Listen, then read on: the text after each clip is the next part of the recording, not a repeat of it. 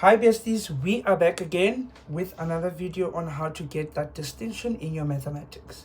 We know that mathematics is one of those subjects where it's like a bit challenging to get that distinction. However, it's not impossible. So now what is it that makes you get that distinction? The first thing is passing your investigation. And let me tell you how do you do that. The best way to pass an investigation is to be ahead of the teacher. Wait, let me cook. It's not easy to be ahead of the teacher, but with the power of resources such as YouTube, anything is possible. If you can make sure that you are ahead of the teacher, meaning that whenever the teacher starts a topic, you are already done with it.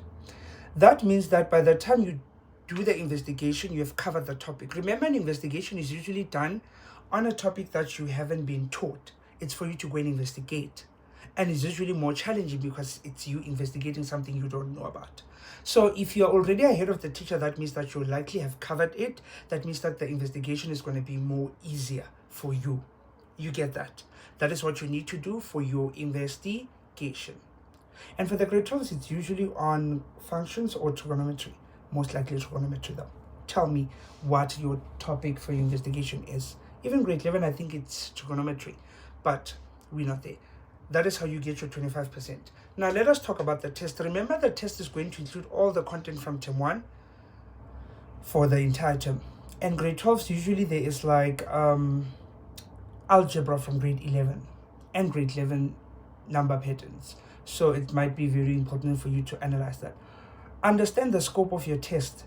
If it's out of 100, what weighs what weighs what. And the other thing that a lot of people fail to get a distinction is because it's not that they do not understand the work, it's they do not manage their time very well. When you practice past papers or you do your homework, try and time yourself. Because if you're going to do 2 questions in maths for 15 minutes, it's not going to be practical for you to get a distinction in the test. You need to be able to work at an ideal speed. Remember, there are 3 things that make you get distinctions. Being able to understand the concepts, knowing how to present the concept in a paper in a timely manner. If you cannot balance these 3, you're never going to get that distinction. Because if you can't finish the paper, you're not going to get the marks that would make you get a distinction. And also, you need to understand weightings in order for you to get a distinction. Remember that the test weighs the most. So you need to do very well in the test, and you get that. You can't get 100 in the investigation and then get a 30% in the test. That's not a good balance. Your SPA is a bit compromised. Your marks need to be balanced. If you're getting an 80 in the investigation, you can get an 80 in the test, or even 70. You get that? So there needs to be a balance. And the more you practice, so again, if your maths mark is below 50, practice at least 10 past papers per topic. So if you're doing algebra, go to 10 past papers and do the algebra part. Write how much are you getting? 69%, 84, and then is it aligning with the 80%? What's preventing you from getting the 80 in algebra? Because that way then you can sit down with the problem in algebra before you move on to number patterns and functions. It's very important for you to do that. You need to underline where in the specific topic is it bringing you down. And at the end, all of that gets to balance each other out. For example, your algebra, you're getting 100. Your patterns, you're getting, 90 something. And your trig, you get 70. When it all gets calculated, it balances out to an 80 or 90. So it's very important for you to understand where are you not getting that distinction. Which topic is challenging you like that? It's something you need to know. And remember that in order for you to be well at maths, you need to practice and you need to do it every day. You need to go. Don't say maths. Also your attitude. How your attitude is towards, I'm always getting a level 5. Then do something different. It's like if you're running with damaged shoes and you're like, water's always getting into my shoes, I'm giving up.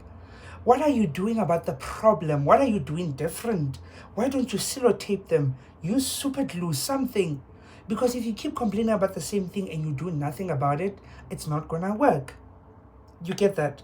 So it is very important for you to write the algebra, and then you do 2019, 2018, 2017, how much you got, and then go and see where you lose marks. And where you lose marks is where you need to focus. Do you lose marks when you do simultaneous equations? And also another tip for when you're solving maths problems, always check your answers at the end when you have time and see if they fit the equation. because that's how you know they're right. You get that? And also understand the rationale of why. Remember, in some tests you may be examined on theorems or proof of a formula, of how that formula was derived. You need to understand how that came about, because that's going to help you. That's a given mark, because it's something you just need to really understand. Don't cram it. If you cram it, you're going to lose out. You're going to make one mistake, then you're gone. So it's very important for you to understand where formulas come from and what can you actually do, to improve that. Together.